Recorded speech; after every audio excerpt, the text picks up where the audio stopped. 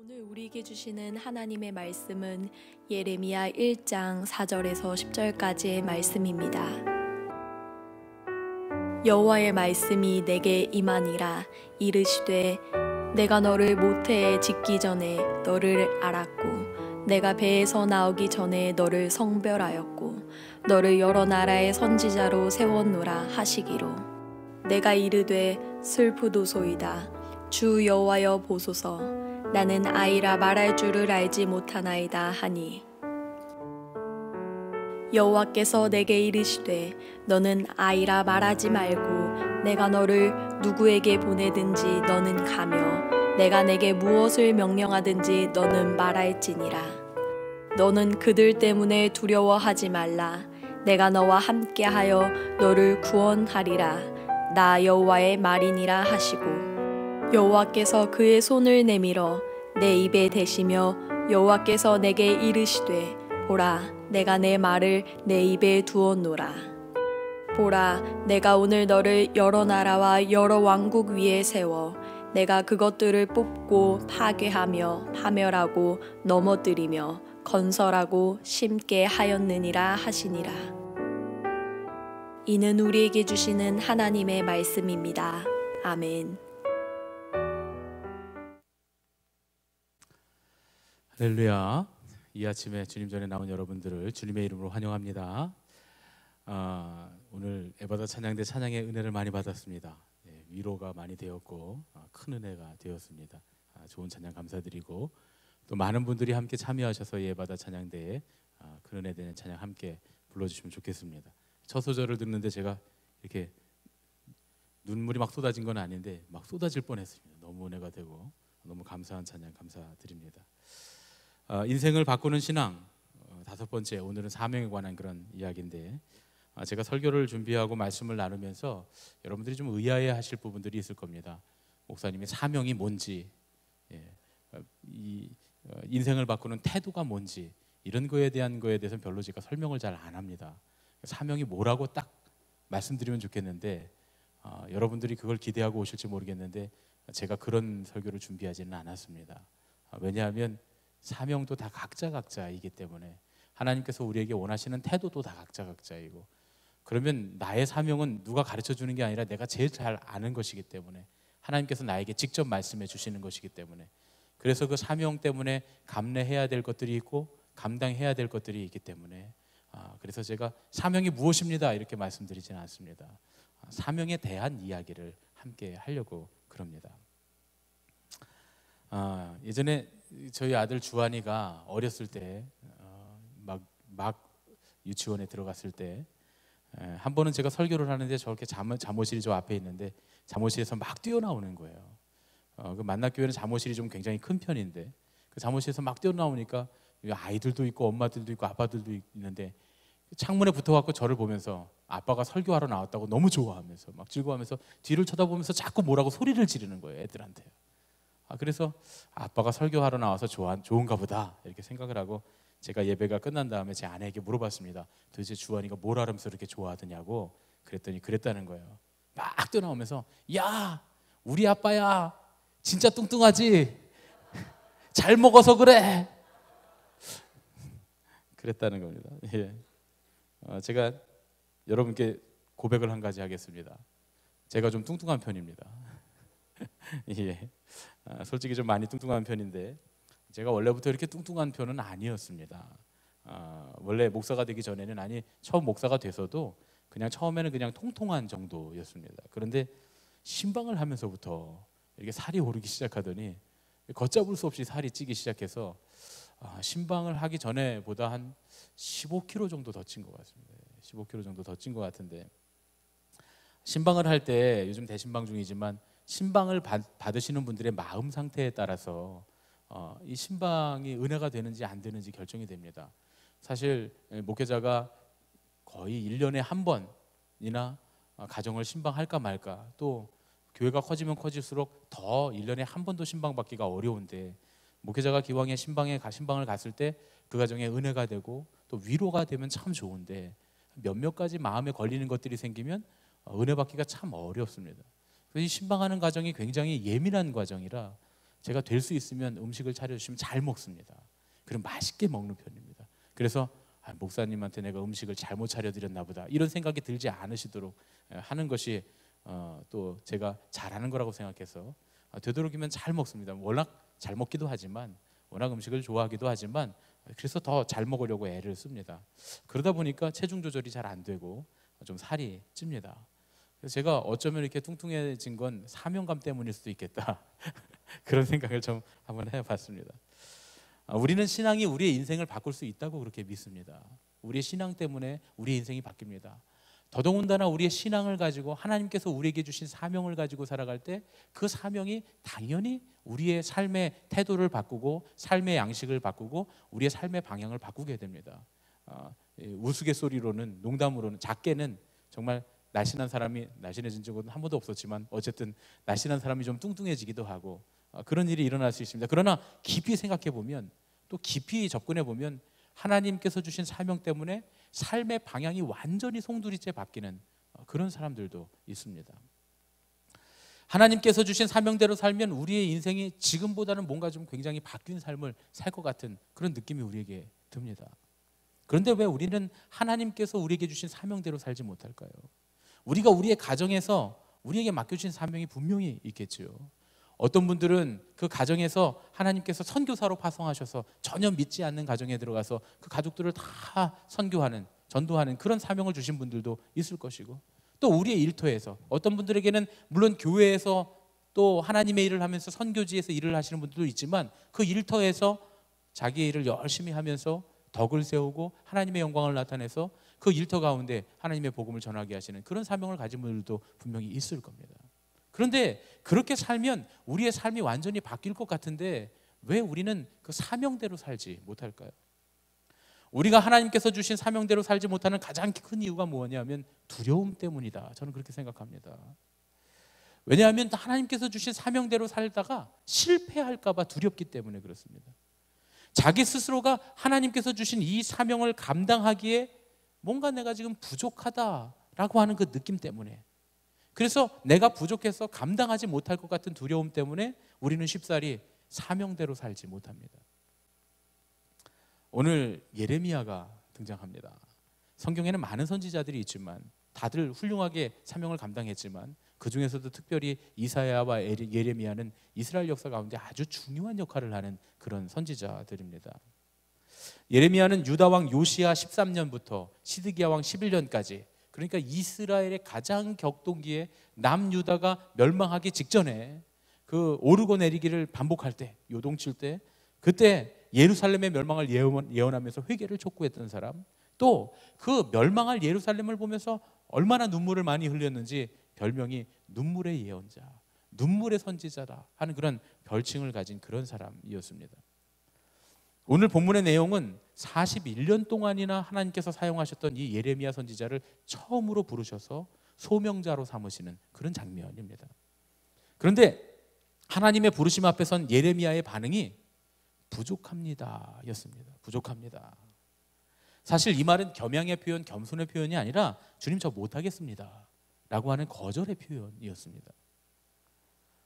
오늘 본문 4절에 보면 여호와의 말씀이 내게 임하니라 이렇게 기록되어 있습니다. 무슨 말이냐면 예레미야가 지금 직접 하나님의 음성을 듣고 있다는 거예요. 게다가 하나님께서는 아주 분명하게 예레미야에게 말씀합니다. 오늘 5절을 보면 내가 너를 모태에 짓기 전에 너를 알았고 내가 배에서 나오기 전에 너를 성별하였고 너를 여러 나라의 선지자로 세웠노라 이렇게 말씀합니다. 여러분 하물며 유명한 연예인이 나를 알아줘도 내 이름을 알아줘도 굉장히 영광스러운 일 아니겠습니까? 자랑스럽지 않겠습니까? 그런데 천지를 지으신 하나님께서 모태에 짓기 전부터 예레미야를 아셨고 배에서 나오기 전에 엄마의 태중에서 이미 구별하셔서 세상의 여러 나라의 선지자로 세우셨다는 겁니다. 그러니까 이 말씀은 사실은 굉장히 자부심을 느낄 만한, 없던 자신감도 생겨야 되는 그런 말씀이겠습니다. 그게 아니라도 최소한 전능하신 하나님께서 예레미야를 부르셔서 내가 너에게 사명을 준다, 너에게 맡겨준다 말씀하시면 위대하신 하나님을 직접 대면하고 있는데 그것만으로도 못합니다 이런 말은 할 수 없을 것 같은데 예레미야가 지금 하나님 앞에서 거절하고 있는 겁니다. 하나님 저 못합니다, 못하겠습니다. 왜 예레미야가 못하겠다고 했을까요? 오늘 말씀을 보면 자신이 없었습니다. 때로는 이렇게 자신 없어 하는 마음이 우리를 하나님께서 부르시는 그 음성 앞에 순종하지 못하도록 하는 경우가 많이 있습니다. 하나님의 소명 앞에 결정적인 장애물이 되는 경우가 많습니다. 나 못할 것 같은데, 저 못할 것 같습니다. 여러분 혹시 이 예레미야의 이 반응이, 하나님께 대한 이 반응의 대답이 나의 대답이 아닌지 생각해 봐야 될 것 같습니다. 오늘 6절의 말씀 보니까 슬프도소이다 주 여호와여 보소서 나는 아이라 말할 줄을 알지 못하나이다. 상담을 해보면 많은 부모님들이 사춘기에 자녀들을 키우면서 무력감을 경험한다 그래요. 이렇게 해도 안 되고 저렇게 해도 안 되고 하여튼 이 말을 해도 저 말을 해도 삐딱하게 받아들이니까 도대체 말이 통하지 않는 거잖아요, 아이들에게. 그래서 도대체 내가 할 수 있는 게 없구나 하고 굉장한 무력감을, 내 뱃속에서 나온 아이인데 내가 아무것도 할 수 없구나 하는 그런 무력감을 경험하게 되고 도와줄 수 없다고 하는 그런 어려움을 토로합니다. 그런데 예레미야를 보니까 예레미야가 오늘 그런 문제를 안고 있어요. 예레미야는 지금 스스로 자기를 아이라 이렇게 말합니다. 나는 말을 할 줄 모릅니다. 자기가 이 일을 하기에는 너무 어리다는 거죠. 그리고 자기가 그들을 설득하고 그들에게 말할 수 없다는 겁니다. 성경학자들에 의하면 예레미야가 10대 후반에서 20대 초반쯤에 주님의 소명을 받았다 그럽니다. 그러니까 쉽게 말해서 고등학교 다닐 때 주님께서 예레미야를 부르시는 거예요. 그 당시에 이스라엘은 아주 극도로 타락해 있습니다. 그저 고등학생 나이의 청소년인 예레미야가 그 극도로 타락해 있는 이 남왕국 유다에 하나님의 진노를 선포해야 됩니다. 심판을 선포해야 됩니다. 지금 예레미야가 이스라엘 사람들에게 하나님의 말씀을 전하고 하나님의 진노를 선포하고 그들을 설득해야 되는데 이스라엘에는 지금 서슬이 시퍼런 정치 구단인 장로들과 제사장들이 버티고 있습니다. 실제로 예레미야가 하나님의 말씀을 선포하고 예언을 선포하는 동안에 이 장로들과 제사장들이 예레미야를 굉장히 무시하고 때리고 가두고 심지어는 죽이려고 이렇게 마른 우물에 넣기도 하고 몇 번의 죽을 고비와 어려움을 겪습니다. 수치와 수모를 많이 당했습니다. 이런 상황이 어린 예레미야에게는 굉장히 두려운 상황이었습니다. 오늘 말씀 보니까 슬프도소이다 주 여호와여 이렇게 표현되어 있지만 사실 이 슬프도소이다라고 하는 말은 두렵습니다 주님 이런 뜻입니다. 두렵습니다. 여러분 상상이 되시죠? 부모라고 해도 그 아이를 낳은 부모라고 해도 사춘기 청소년 하나 대화로 설득하기가 굉장히 어려운데 이 어린 10대의 예레미야가 청소년인 예레미야가 장로들과 제사장들 그 높은 사람들을 설득하고 그들에게 하나님의 심판을 선포할 수가 있었을까요? 예레미야 정말 두려웠던 것 같아요. 예레미야가 자신을 바라볼 때 자기의 한계가 있고 또 당연히 그것 때문에 이런 두려움이 드는 것이 사실이고 그래야 됩니다. 그럴 수밖에 없었겠다 생각이 듭니다. 오늘 예레미야의 문제가 뭐냐 하면 바로 이겁니다. 하나님께서 부르심 앞에서 내 자기 스스로가 부족하다고 느끼는 거였습니다. 실제로 부족해 보였습니다. 그래서 이 느낌 때문에 부족하다고 하는 그 생각 때문에 하나님께서 주시는 사명을 자기 것으로 받아들이지 못하는 그런 상황이었습니다. 하나님께서 우리에게 사명을 주실 때 우리가 사명을 향해 나가지 못하는 가장 큰 걸림돌은 바로 나는 그 일을 감당하기에 부족하다라고 느끼는 그런 마음, 그 마음 때문입니다. 그런데 하나님께서 우리에게 오늘 말씀하십니다. 너는 부족하지 않다. 할렐루야. 우리의 생각과는 달리 하나님께서 말씀하시는 것이 바로 이것입니다. 7절부터 9절 말씀 보면 여호와께서 내게 이르시되 너는 아이라 말하지 말고 내가 너를 누구에게 보내든지 너는 가며 내가 내게 무엇을 명령하든지 너는 말할지니라. 너는 그들 때문에 두려워하지 말라. 벌써 하나님 두려워하는 거 알고 계세요. 내가 너와 함께하여 너를 구원하리라. 나 여호와의 말이니라 하시고 여호와께서 그의 손을 내밀어 내 입에 대시며 주님께서 지금 손을 내밀어서 예레미야 입에 대십니다. 여호와께서 내게 이르시되 보라 내가 내 말을 내 입에 두어놓으라. 너는 스스로 부족하다고 말하지만 더 이상 부족하다고 하지 말아라. 아이라고 말하지 말아라. 예레미야는 자기가 어리고 부족한 걸 알았습니다. 그리고 그 시대의 사람들이 얼마나 악하고 그리고 그들에게 하나님의 말씀을 선포하고 그들을 설득하고 하나님의 심판을 선포하는 일이 얼마나 어려운 것임을 이미 알고 있었습니다. 하지만 예레미야가 알지 못했던 것을 오늘 하나님이 예레미야에게 가르쳐 주십니다. 내가 너에게 계획을 갖고 있다. 내가 너에게 관심을 갖고 있다. 내가 너를 잘 알고 있다. 내가 너를 보내는 거다. 오늘 본문에 보니까 예레미야가 이 땅에 나오기 전부터 하나님이 예레미야를 아셨다는 거예요.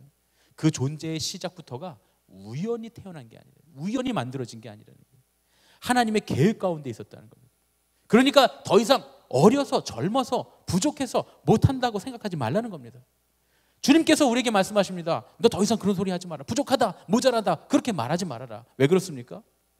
주님께서 가는 곳이 바로, 내가 가는 곳이 바로 주님께서 보내시는 곳이고, 내가 말하는 것이 바로 주님께서 명령하시는 것이기 때문입니다. 그리고 주님께서 말씀하십니다. 내가 너를 너무나 잘 알고 있다 말이죠. 하나님께서 예레미야에게 권한을 위임하시고, 하나님께서 예레미야를 대신 보내시는 겁니다. 사신으로 보내시는 겁니다. 예레미야가 가는 그곳에 하나님이 함께 계시고, 예레미야는 하나님 대신 가는 겁니다. 그러니까 더 이상 젊다고, 어리다고, 그 사람이 어떻다고, 그런 나이나 그의 부족함이 기준이 될 수 없었다, 그런 얘기입니다. 결국 하나님께서 우리에게 사명을 주실 때, 우리가 가정에서나 우리의 직장에서나 우리의 삶의 자리에서 하나님의 사명대로 살지 못하는 이유는 우리가 그 사명을 우리의 힘으로 이루어야 할 거라고 생각하기 때문입니다. 그래서 우리에게 두려움이 있는 겁니다. 내가 해야 된다. 내가 그것을 감당해야 된다. 그것을 내가 감내해야 된다 말이죠. 그래서 우리의 마음에 두려움이 생기고 못할 거라는 생각이 듭니다. 그러나 하나님께서 나를 보내셨으면 분명히 나에게 필요한 것도 주실 줄로 믿습니다. 하나님께서 나를 가정의 선교사로 보내셨으면 나를 도울 사람들도 보내주시고, 내게 힘도 주시고, 능력도 주시고, 지혜도 주시고, 내 말 가운데 하나님의 말에 권능을 주셔서 반드시 우리의 가정을 복음화하는 역사로 이끄실 줄로 믿습니다. 하나님, 우리의 직장 가운데 우리를 하나님께서 사명을 주셔서 보내셨다면, 우리의 직장 가운데서 다른 사람들이 다 세상을 따라 살아도 나는 하나님 뜻대로 살면서도 공급받고 감당할 수 있게 하나님께서 역사하실 줄로 믿습니다. 그 믿음을 가질 때 하나님께서 필요한 것들을 채워주시고 후원하시고 지원하시고 도우신다고 하는 그 믿음을 가질 때, 그때 비로소 우리는 사명을 향해서 뛰어들 수 있습니다. 하나님께서 이미 예레미야에 대한 계획을 가지고 계셨던 것처럼 우리에게도 계획을 갖고 계시는 줄로 믿습니다. 우리 스스로에게는 어떤 때는 갑작스러운 일이고, 또 내가 많이 부족하다고 생각할지 모르지만 하나님은 그렇게 생각하지 않으십니다. 하나님은 이미 계획하고 계셨습니다. 하나님 이미 계획을 갖고 계십니다. 하나님 우리를 잘 아십니다. 예레미야가 노련한 정치가들과 그 패역한 종교인들 사이에서 내가 하나님의 말씀 선포하기에는 부족하다고 느꼈기 때문에 두려워했습니다. 그런데 여러분, 이런 상황에서 이 두려움은 원래는 자연스러운 현상입니다. 그런데 중요한 건 하나님께서 그 두려움 가운데 하나님이 함께 하시겠다고 말씀을 하십니다. 이것이 굉장히 중요한 겁니다. 여러분, 간장 한 숟갈 드셔보셨습니까? 간장만 한 숟갈 한번 드셔보세요. 먹기가 어렵습니다. 제가 얼마 전에 이렇게 샤브샤브 집에서 이렇게 우리 청년들하고 이렇게 부서에서 이렇게 회식을 해주셔서 같이 말씀을 나누면서 이렇게 샤브샤브 집에서 밥을 먹는데 액젓이 이렇게 나와 있더라고요. 그래서 그 액젓은 이렇게 조금씩 담으면 굉장히 맛있잖아요. 이 쌈을 쌀 때. 그래서 제가 이 액젓이 이게 맛있으니까 한번 먹어보자 해서 제가 반 숟갈을 먹어봤어요. 드셔보신 분들만 압니다.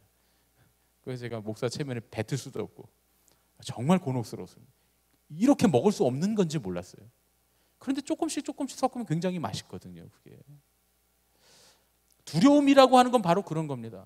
두려움이라고 하는 것 그 자체만으로는 우리가 참 감당하기 어렵고 견디기 어려운 거지만, 두려움이 양념이 될 때, 두려움에 무언가를 넣어서 그 두려움이 희석될 때, 그것이 아주 맛깔나는 재료가 될 수 있습니다. 여러분, 두려움에서 하나님을 경외하기 시작합니다. 하나님을 경외하는 게 뭡니까? 하나님께 대해 두려워하는 거 아니겠습니까? 하나님께서 내게 주신 사명을 대할 때 두려움이 있어야 그 일 앞에 겸손해집니다. 하나님, 내가 겸손하게 이 일을 하겠습니다. 그래서 두려움이라고 하는 것에 하나님께서 함께 하신다고 하는 확신이 들어가면, 하나님께서 동행하신다고 하는 그 믿음이 들어가면 맛깔나는 재료가 될 수 있다, 그런 이야기입니다. 하나님 오늘 뭐라고 말씀하십니까? 그 두려운 상황에 내가 너와 함께 하겠다. 나의 계획이 너에게 있다. 그리고 내가 너에 대해서 잘한다. 내가 다 이미 준비하고 있다. 너는 그들 때문에 두려워하지 말라. 내가 너와 함께하여 너를 구원하리라. 나 여호와의 말이니라. 할렐루야. 주님께서 지금도 오늘도 우리에게 말씀하시는 줄로 믿습니다. 제가 전에 수요 예배 말씀 듣다가 우리 김한희 목사님이 영상을 하나 보여줬는데, 그 영상도 제가 참 좋아하는 그런 은혜 받았던 영상인데 오늘 좀 함께 한 번 더 나눴으면 좋겠다 생각이 들어서 제가 영상을 준비해 왔습니다. 잠깐 함께 보시겠습니다. Into the hill of the Lord, who may stand?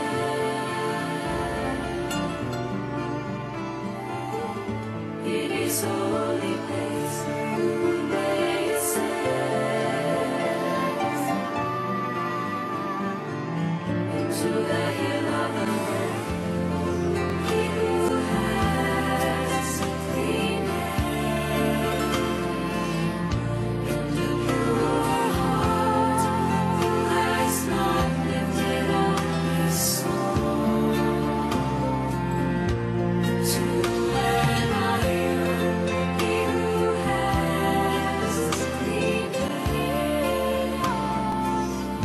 and a pure heart, who has not lifted up his soul to an iron was formed deceitfully. He shall receive blessing from the Lord, and righteousness from the God of his salvation.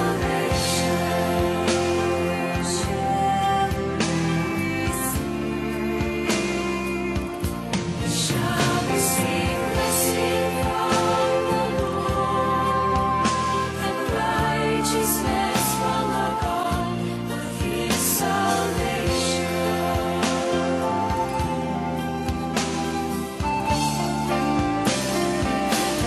He shall receive blessing from the Lord. As the drive continue here, Jets show blitz, they're going to bring it. Tebow trying to run around the corner. Tebow's got a first down and more. He might score. Touchdown!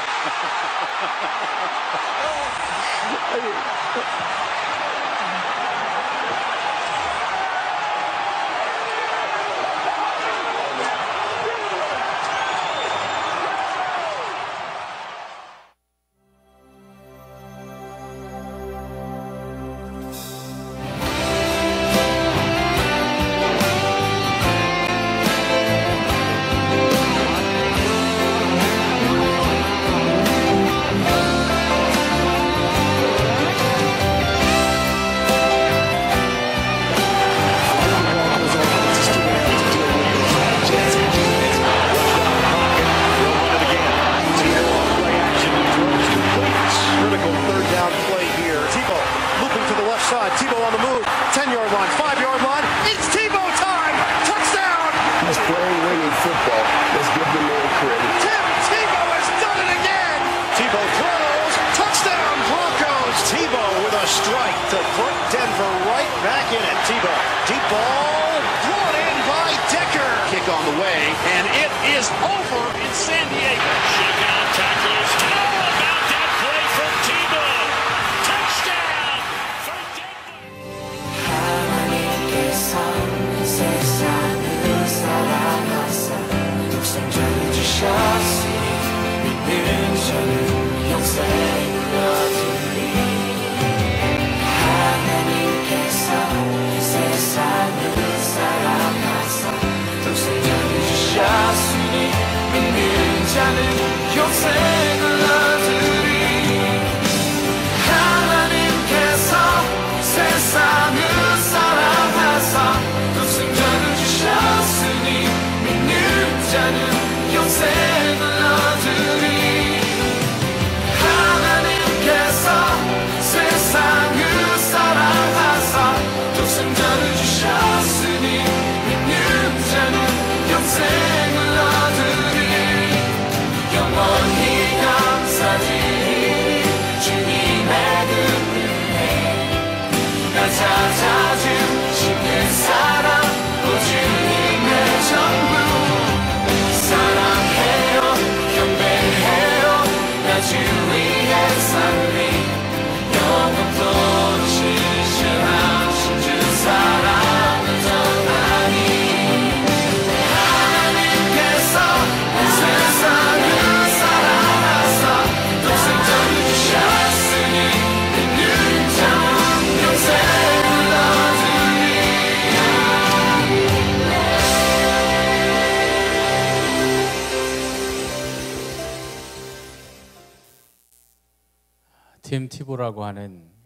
미식축구 선수가 있습니다. 미국에서 슈퍼볼 하면 이제 미식축구 맨 마지막 결승전을 말하는데 야구나 축구 이런 것들은 상대가 되지 않을 만큼 굉장히 대단한 스포츠입니다. 미국에서 가장 모든 사람들이 열광하는 그런 경기인데 티모시 리처드 티보우라고 하는 그런 덴버 브론코스의 쿼터백이 있습니다. 필리핀 선교사의 아들로 태어나서 그의 어머니가 임신 초기에 아메바에 감염돼서 목숨이 위태로워지니까 의사가 낙태하라 그랬지만 그 어머니가 목숨을 걸고 이 아들을 낳습니다. 기적적으로 선교사의 가정에 태어나서 고등학교까지는 홈스쿨링으로 공부를 했는데 동네 미식축구에서 실력이 뛰어나다는 걸 인정받아서 바로 대학 미식축구로 진출을 하게 됩니다. 2009년 1월 8일에 대학 미식축구 최강자를 가리는 BCS 챔피언십에서 전국에 생중계되는 가운데 플로리다와 오클라호마가 진검승부를 펼칠 때 스코어가 24대 14. 그때 플로리다가 그의 패권을 차지합니다. 경기가 끝났는데 구글에서 난리가 났습니다. 이 인터넷 구글 사이트에서 난리 난 이유가 게임 내용 때문이 아니라 이 티보의 아이패치, 눈 밑에 있는 저 요한복음 3장 16절이라고 써 있는 저 아이패치 때문에 난리가 났습니다. 평소에 경기할 때 아이패치 위에 흰 물감으로 성경 구절을 쓰곤 했는데 뭐 에베소서 2장 8절로 10절, 마가복음 8장 16절, 이사야서 40장 31절 뭐 이런 것들이 쭉 것들을 썼는데 이날은 결승전에서는 요한복음 3장 16절을 이 아이패치에 써놨던 겁니다. 이날 요한복음 3장 16절이 뭔가 알아보기 위해서 무려 9,300만 명이 몰려들어서 이때 구글 검색이 마비가 되는, 그래서 기네스북에 오르게 됩니다. 가장 구글에서 많이 검색된 단어로 요한복음 3장 16절이 기네스북에 오르게 됩니다. 그런데 이 대학 풋볼에서 두각을 나타내던 티보가 프로에 들어갔을 때 사람들이 다 전문가들이 러싱에 비해서 패싱이 약하다. 러싱이 뭐냐면 들고 막 뛰어가서 터치다운을 하는 건데 패싱은 뒤에서 던진 공을 받아서 달려가서 터치다운을 하는 건데 이 들고 뛰는 건 잘하는데 공을 잘 못 받아서 그래서 프로에서는 좀 실패할 거다 이렇게 생각을 했습니다. 예상대로 2010년도에 덴버 팀에서 뛸 때 그냥 벤치 선수 계속 벤치를 지키고 있었습니다. 그러다가 2011년도에도 벤치를 지키고 있는데 팀이 너무 경기를 못하니까 감독이 이제 글을 내보냅니다. 그때까지만 해도 티보의 승리는 우연이었을 뿐이다. 이제 티보의 쇼는 끝났다. 이렇게 광고할 때인데 티보에게 기회가 찾아왔습니다. 1승 4패로 4연패에 빠지니까 팀 티보를 감독이 내보냈어요. 그런데 놀라운 일은 이제는 눈에 프로에서는 이 아이패치에 글씨를 쓸 수 없도록 법으로 돼 있어서 그렇게 못하니까 이제 자기가 뭔가 잘할 때마다 그 운동장에서 무릎을 꿇고 기도하기 시작하는 겁니다. 그런데 이것을 사람들이 티보잉이라 이렇게 티보가 하는 그 행동이란 뜻이죠. 티보잉이 시작되면서 기적이 일어나는데 무려 7연승을 하게 됩니다. 단독 선두에 올라서 역전승이 계속되면서 결국 2011년도 플레이오프에 올라서 2011년도, 2012년도 그 이어지는 그런 그 시즌을 플레이오프에 진출을 하게 됩니다. 이제 마이애미 돌핀스와의 원정 경기 플레이오프 경기에서 4쿼터까지 23대 23으로 아주 접전 끝에 경기가 끝났는데 연장전이 시작되자 연장전 11초 만에 극적으로 역전 터치다운을 이 티보가 해내고 맙니다.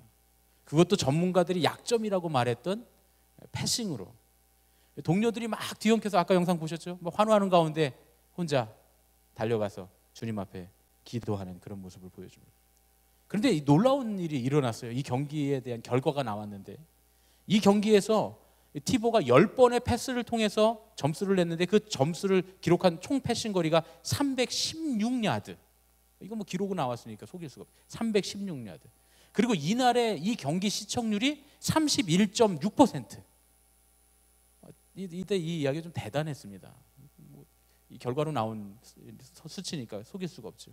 그래서 이날 이 316이라고 하는 것 때문에 요한복음 3장 16절의 검색수가 구글에서 1억 2천만 번을 넘어갑니다. 그래서 다시 한번 세계에서 가장 많이 검색된 단어로 요한복음 3장 16절이 기네스북에 오르게 됩니다. 이 경기 이후에 많은 사람들이 플래시몹의 형태로, 2011년, 2012년도 사실 이 티보잉으로 굉장히 뜨거웠습니다.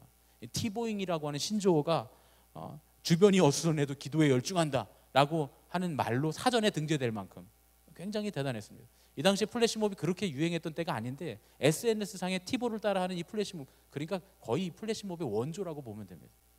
요한복음 3장 16절로 시작됐다. 티보가 이렇게 말합니다. 당신이 당신의 사랑하는 이에게 단 한 번이 아닌 기회가 생길 때마다 사랑한다고 말하는 것처럼 저도 기회가 있을 때마다 주님께 사랑을 고백하며 주님을 자랑할 것입니다. 상대편이었던 댈러스 카우보이스의 그 쿼터백 토니 로모에게 기자가 질문합니다. 왜 팀 티보를 못 막습니까? 그랬더니 상대편 쿼터백이 이렇게 얘기합니다. 하늘이 돕는 선수를 막아낼 방도가 없지 않습니까?